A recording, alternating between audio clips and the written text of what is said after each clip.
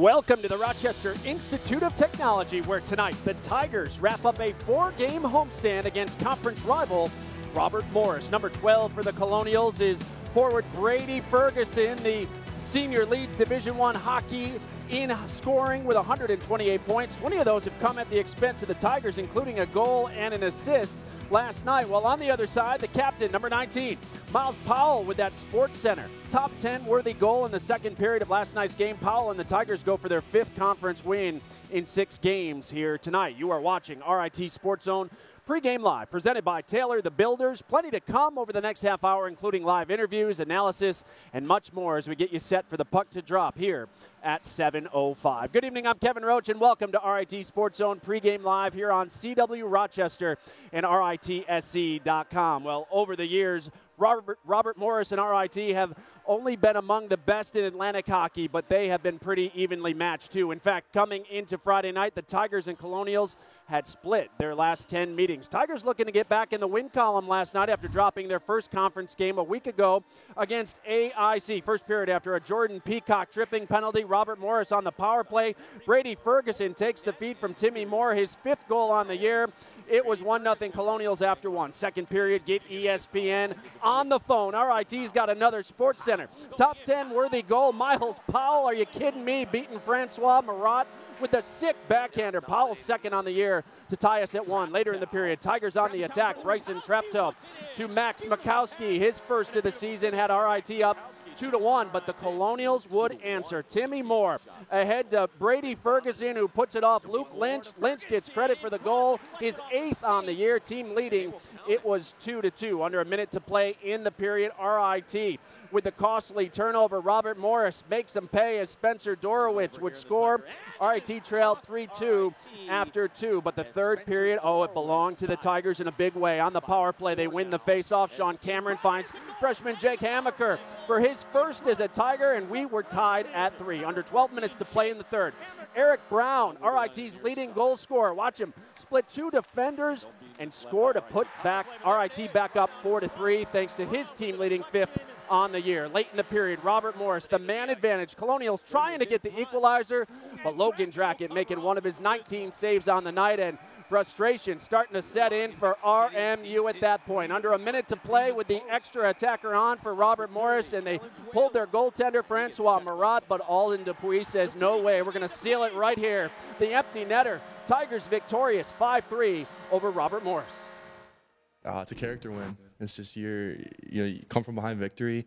They pull the goalie and we get that empty netter. It's a great feeling. It's a win that we worked hard for. It's early November, but man, that had the feel of a playoff game here tonight between these two teams. Yeah, it did. Robert Morris and RIT, they're two rivals. I think every season, every game we play them, it's going to be a battle. It's going to be a 1-goal game. Yeah, that rivalry is rich, and I don't think either teams like to lose against the other. So it's a huge game for us, and hopefully we can take that into tomorrow and make the sweep. Yeah, contributions from all 4 lines. How important is that in a league that's so tight, top to bottom? It's huge. I was saying that in the dressing room after the game. It's huge to get all 4 lines involved. I think a championship team, that's what has to happen. When you get teams that 1, 2, even 3 lines are contributing, it's going to be a good team, but maybe not a championship team. I think to be a great team, all 4 lines have to be going and have to be contributing. Yeah, RIT hoping to be a championship team once again this year. A big third period leads the Tigers to victory as RIT gets 5 different goal scorers with all 4 lines contributing. The shots were even at 8 after the first period last night, but RIT just relentless, kept coming at the Colonials, outshooting them 37-22. And the Tigers ranked 7th nationally in faceoffs coming into the weekend. They won that battle as well, 34-26. Joined now by the head coach of the RIT Tigers, Wayne Wilson. And Coach, I was at practice on Thursday when you addressed the team and stressed the importance of being a third-period team.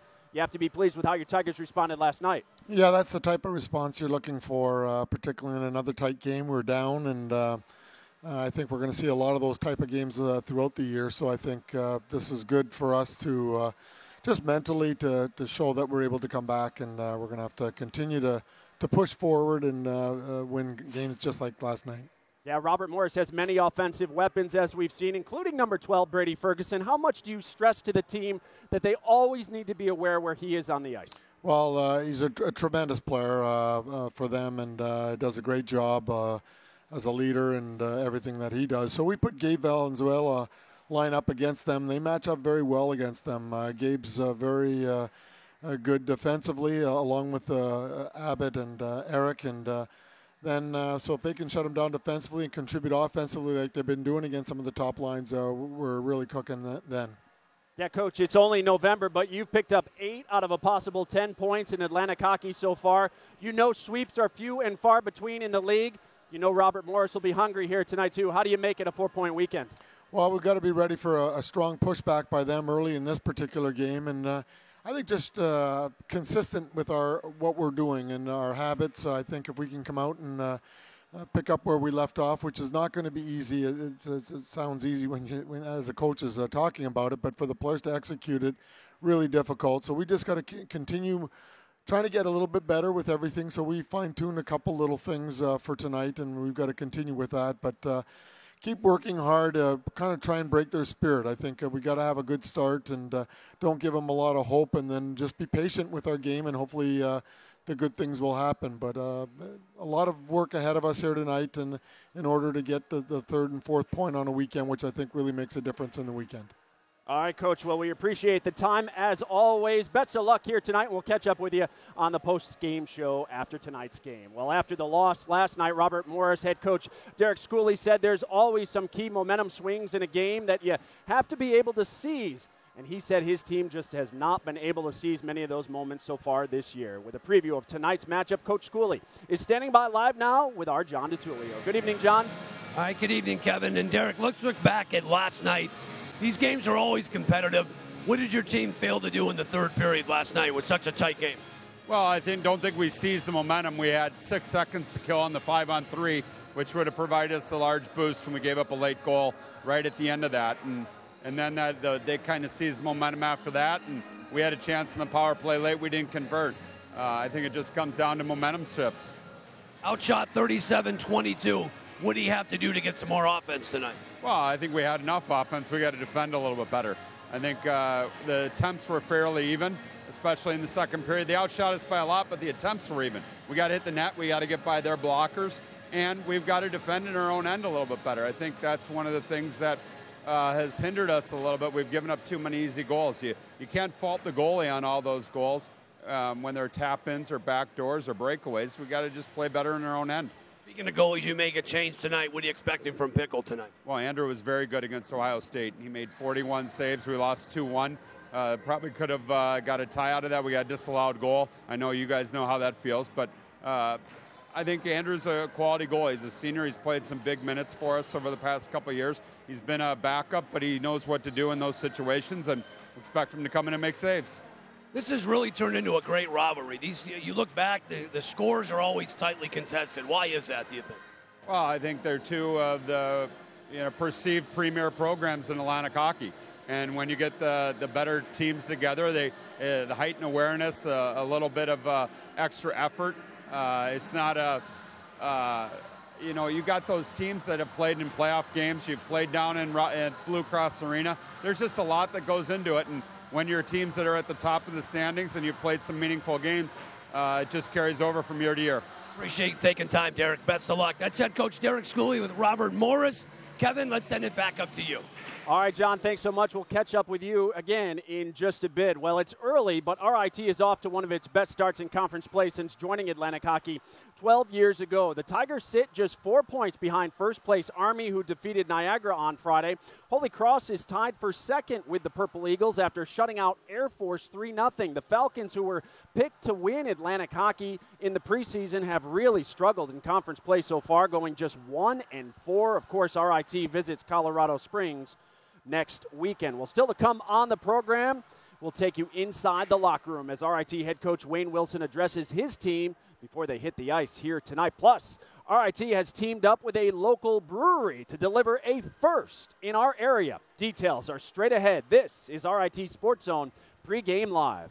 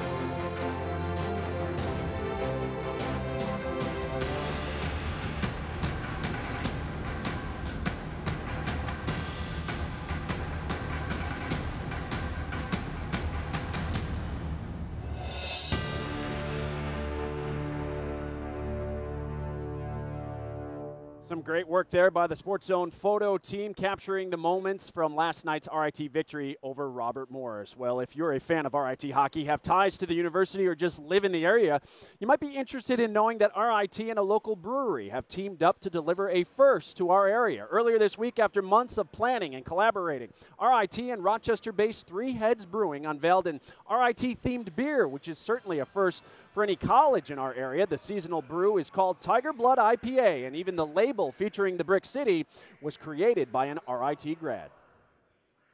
We've done some beers for bands like the Giant Panda and things like that, but we've never done something for an organization like as big as RIT, be it a college or a business. So it's a new thing for us. It's terrific. We're really happy with the final product, and we hope everybody at the game enjoys it and people in the community also enjoy it. We came down, met with Dan. We talked about the design and where we wanted to go with this beer, how much we needed, and we sat down here, and as we sat, all of our gears started churning, and we started realizing that we might have something pretty big here. And so we worked for several weeks on trying to push this up the ladder to get this approved so we could have this in time for most of the hockey season. And it is ready. It is here. Tiger Blood IPA is available right here at the Policini Center at Three Heads Brewing on Atlantic Avenue in the city, and at local bars and retail stores in our area. While RIT is the first school in our region to have a themed beer, they're not the first in the country. According to Collegiate Licensing Company, the University of Louisiana at Lafayette's Ragin' Cajun Genuine Louisiana Ale was the first officially licensed college beer. Interesting to note. Meanwhile, last weekend, the RIT women's hockey team earned a split with Boston University, but their win on Saturday wasn't just another win. It was a victory that put the national spotlight on the program and the university. Mallory Rushton's life has been anything but ordinary since last Saturday. Her phone and social media accounts have been blowing up nonstop. 10 phone calls and maybe like 50 texts, and other than Twitter, I had like 200 retweets. All the attention has come from what Rushton did in last Saturday's game at Boston University. Tied at 1 in overtime, Rushton was slashed from behind and awarded a penalty shot. She was like a deer in headlights. As soon as the referee came over and asked if we wanted the penalty shot or the power play, we immediately said we want the shot. And then, but Mal was still kind of, she wasn't around the bench when it happened, so she was just collecting herself around off to the side. And then we turned to her and was like, yeah, you got the penalty shot. And her eyes, I don't know if it was fear or excitement, one or the other, but it was just like, no, take your time. Just kind of do what comes, what's open. If she scores, it's over. An overtime penalty shot. RIT wins. Mallory Rushton with a game-winning penalty shot in the extra frame, and the Tigers pull off a stunner at Agganis Arena. Did you know what you were going to do before you skated in, or did you react based on what the goaltender did? I knew I wanted to go to my forehand. Coach Scott always says never go to your backhand, even though I did score a goal on my backhand 2 weeks ago. But I knew I was going to go to my forehand. But other than that, it was kind of just react in the moment and enjoy every minute of it. For Rushton, it was just her 5th career goal, but no doubt the biggest one yet. This was the biggest goal for me. I mean, I'm not necessarily a goal scorer, but this was the right opportunity for me to break out and put my team on the radar. Rushton put her team and the entire school on the radar. The junior forward's heroics last Saturday earned national recognition as a top 10 play on ESPN's SportsCenter. Monaco wins 6-0. Now time for number 7. Women's college hockey. We're taking on Boston University overtime. Mallory Rushton. Did she deserve number 7 or higher? I thought a little higher. That was it was pretty cool. You kind of question some of those the picks that they have, but but for women's college hockey and for RIT to get on, for our team to get on the SportsCenter top 10, it was awesome. On a penalty shot. A feeling undescribable. Not even just the goal, just the fact that the team beat Boston University. That was a feeling in the locker room that we haven't had very often, especially since I've been here. I mean, that was probably one of the bigger games that we've won. And as a team, we collectively all played good. So it was really nice to come in the locker room after the game, celebrate with the girls, but also have our coaches right there with us, all feeling the moment. Rushton on the Yeah, forehand. great moment for Ritz, or RIT as we've come to know it. The Lady Tigers, speaking of them, they're down at nationally ranked Robert Morris this weekend. Tigers lost 6-1 last night to the 9th-ranked Colonials this afternoon, despite 2 goals from Claudia Black and a 48-save performance from Tara Lantain. Tigers lose 5-2. How about Lantain, though? 157 saves over the past 3 games. I sense a Sports Zone interview in her near future. The RIT women's hockey team is back home next Friday night. Coming out to the Policini Center as the Tigers host the Syracuse Orange. You can purchase your seats at the box office or go online to rittickets.com and get yours today. Well, still to come on the show, Mike Catalana and John DiTullio join us to break down their keys to tonight's game. That is next. This is RIT Sports Zone pregame live.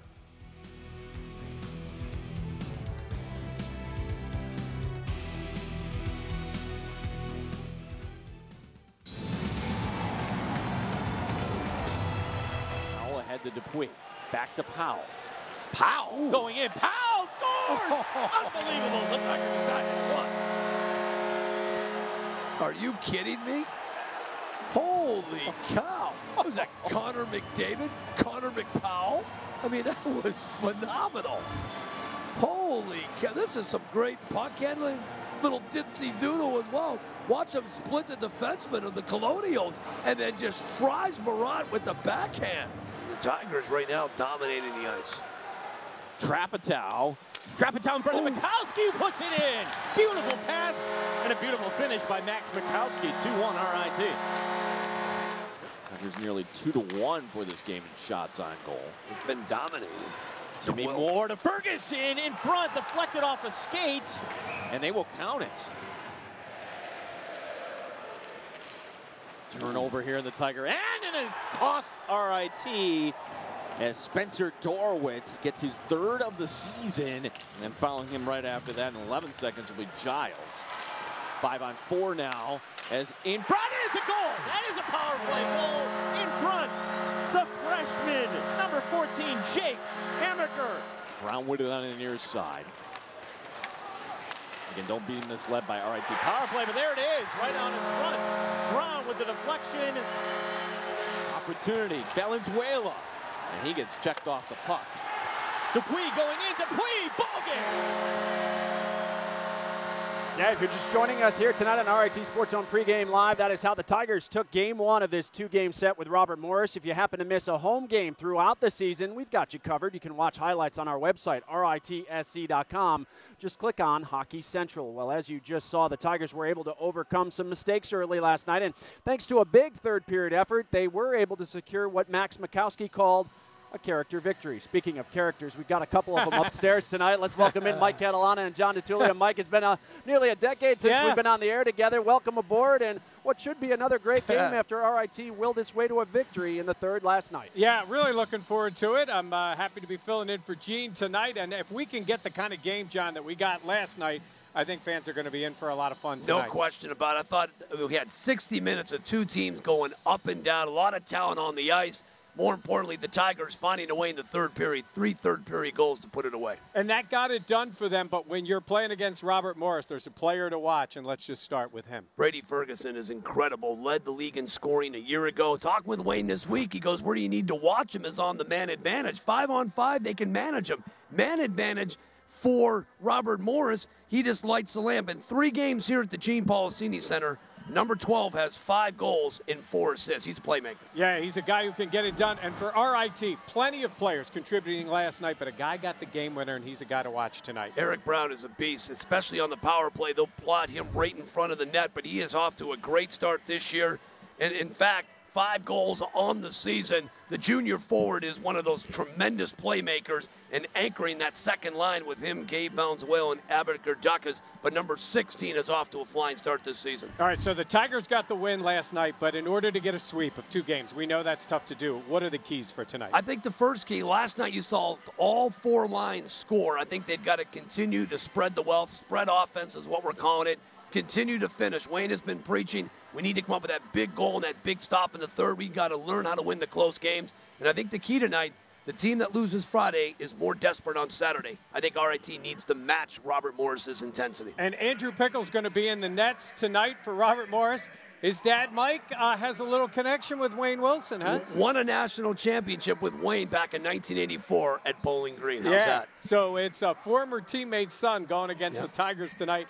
That should be fun to see. Kevin, we're looking forward to it. We'll send it back to you. All right, guys, we're looking forward at the top of the hour. Those two guys, captains on that Bowling Green championship team, should be interesting here tonight. We'll still ahead on the program. We have your all-access pass. Inside the Tigers' den as head coach Wayne Wilson addresses his team as face-off is approaching. That's next. You're watching RIT Sports Zone pregame live.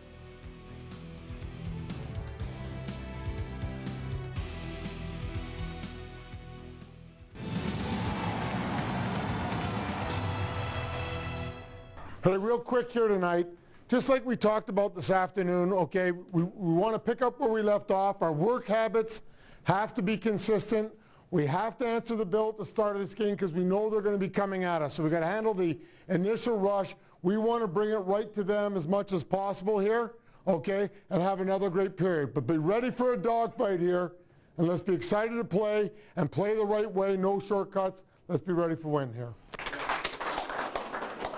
Yeah, RIT coach Wayne Wilson, short and sweet, but to the point. The Tigers trying to get it done here tonight. A look inside the Tigers' den with head coach Wayne Wilson. Access you only get from RIT Sports Zone. Well, the Tigers looking for their second series sweep in the conference this season. RIT swept Army at West Point back in October. We know sweeps are few and far between, especially in this league, and we saw it last week against AIC. Anyone can win in this league on any given night. RIT heads to Air Force and UConn over the next few weekends. So our next live broadcast doesn't come up until Friday, December the 1st, when Holy Cross visits the Policini Center. Live coverage begins at 6:30, as always, with RIT Sports Zone pregame live, presented by Taylor the Builders. You can catch our coverage on RITSC.com that night. CW Rochester will air the game starting at 10 o'clock. And just a reminder, if you're coming out to the game on the 1st, it's Tiger Teddy Toss night. Fans are encouraged to bring a brand new Tiger or teddy bear to toss after RIT's first goal. The bears will be delivered by the team, as always, to children in our area hospitals in the new year. Well, that is going to do it for us. Thanks so much for watching pregame live. Up next, Mike Catalana and John DiTullio join us as the Tigers go for the sweep of Robert Morris. We'll see you back here for the intermission report. Enjoy the game, everyone. RIT Sports Zone Live begins now.